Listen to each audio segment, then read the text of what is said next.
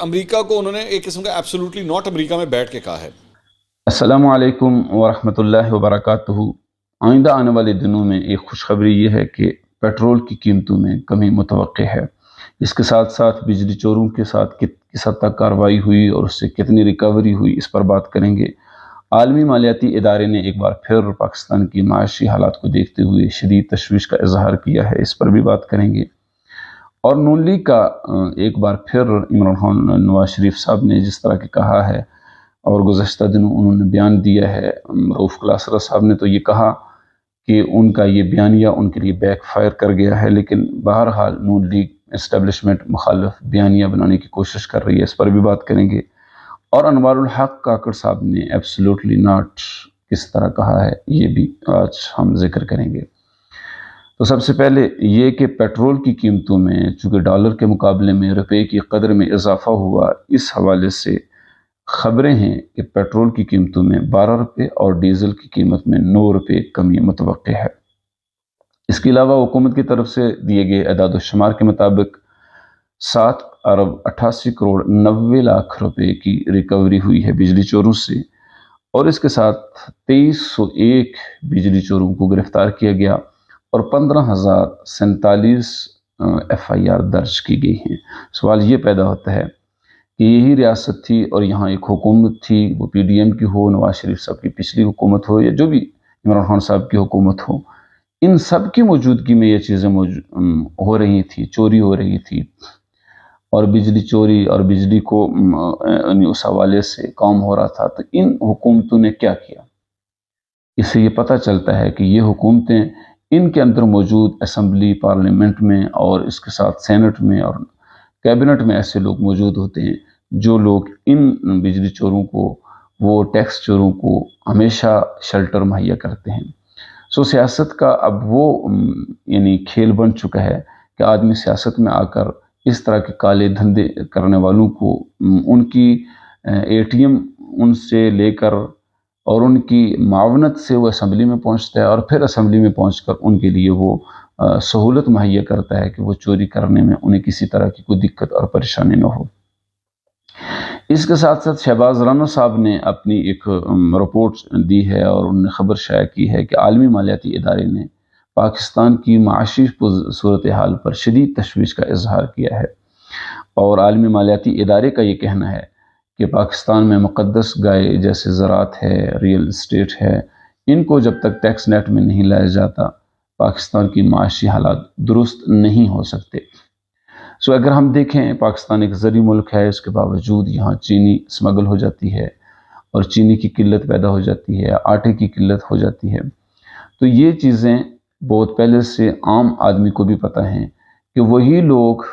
جو اس کالے دھندے میں کام کر رہے ہوتے ہیں وہی جیت کر اسمبلی میں آتے ہیں اور پھر اس طرح کے کام کو فروغ دیتے ہیں۔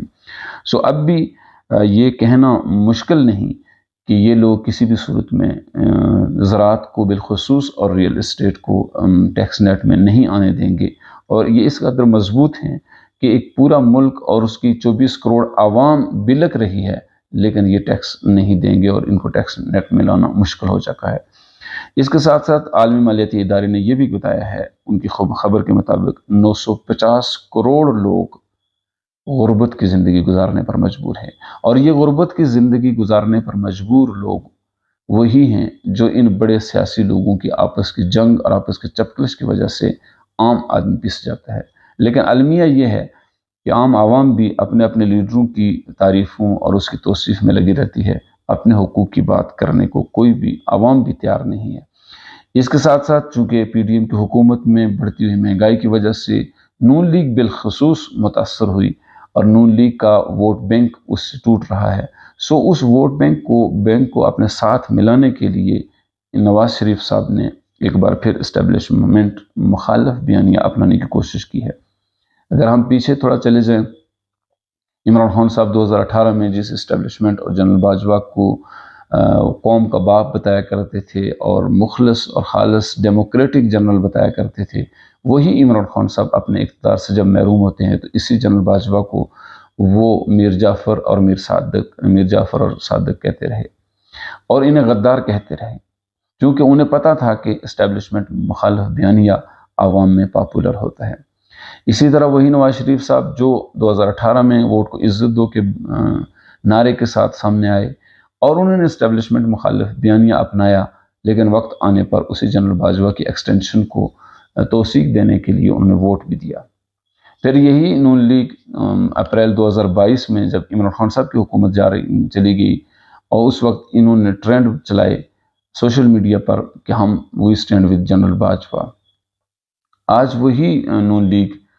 نے جب دیکھا کہ ہمارے پاس عوام میں جانے کے لیے الیکشن میں کوئی بیانیہ نہیں ہے، کوئی کارکردگی نہیں ہے، سو انہوں نے اسٹیبلشمنٹ مخالف بیانیے کو اپنانے کی کوشش کی ہے۔ اور یہ بات عوام کو بھی سمجھنی چاہیے کہ اسٹیبلشمنٹ مخالف بیانیہ سیاستدان محض اپنی سیاست کے لیے اسے استعمال کرتے ہیں، در حقیقت ان میں سے کوئی بھی اسٹیبلشمنٹ مخالف نہیں ہے اور کوئی بھی سیاسی قوت اور سیاسی جماعت یعنی سول سپرمیسی کی قائل نہیں ہے۔ اس کے ساتھ ساتھ انوار الحق کاکڑ صاحب نے ایک تیر سے دو شکار کرتے ہوئے ایبسولوٹلی ناٹ حقیقی طور پر کہا اور امریکہ میں انہوں نے یہ بیان دیا کہ ہم 9 مئی کے واقعات میں ملوث ہو، خواہ عورت ہو یا مرد ہو، ہم اسے ہر صورت میں قانون کے کٹہرے میں کھڑا کریں گے۔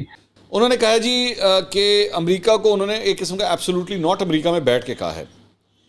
تو انہوں نے پریس کانفرنس نیو یارک میں کی تو انہوں نے کہا کہ انتخابات کی تاریخ کا جلد اعلان ہو جائے گا، کسی بھی سیاسی جماعت کو سیاسی عمل سے نہیں روکا جا رہا، مگر 9 مئی کے واقعات میں ملوث عناصر کے خلاف قانون کے مطابق کارروائی ہوگی۔ اگر خود ہی کوئی پیرانوائڈ ہو کر یا انسیکیور ہوا ہے تو اس کا کیا علاج ہے؟ ٹھیک ہے، آگے کہتے ہیں ایسا میرے علم میں نہیں ہے کہ کہیں پر ایسا قانون پاس ہوا ہو جہاں پر خاتون کو حق دیا گیا ہو کہ وہ قتل کر دے یا کسی عمارت کو جلا دے، یا خاتون کو یہ حق دیا گیا ہو کہ وہ توڑ پھوڑ کر دے۔ یہ جینڈر بیس چیزیں نہیں ہوتی۔ جو بھی مرد یا خاتون اس قسم کے عمل میں شامل ہوا ہے اس کو قوانین کے تحت ہم پرسوٹ کریں گے، نہ ہم کسی کانگریس مین کو جواب دہ ہیں، نہ ہم کسی بیرونی حکومت کو جواب دہ ہیں، ایبسولوٹلی ناٹ۔ انہوں نے جس طرح کی پی ٹی آئی نے کوشش کی تھی امریکی کانگریس کے ساتھ مل کر کہ پاکستان میں عمران خان صاحب اور ان کی جماعت کے لیے سہولت میسر کی جائے اور لابنگ کرنے کی کوشش کی، تو انوار الحق کاکڑ صاحب نے جہاں امریکہ کو ایک طرف یہ پیغام دیا کہ ہم 9 مئی کے واقعات میں ملوث کسی بھی شخص کے ساتھ، وہ خواہ عورت ہو یا مرد، کسی صورت میں کوئی نرمی اس کے ساتھ نہیں روا رکھی جائے گی، وہیں پر انہوں نے یہ پیغام عمران خان صاحب اور ان کی جماعت کو بھی پہنچایا ہے کہ اگر آپ کے دل میں یہ خیال ہو کہ 9 مئی کے واقعات میں ملوث کو شخص بچ سکتا ہے تو ایبسولوٹلی ناٹ۔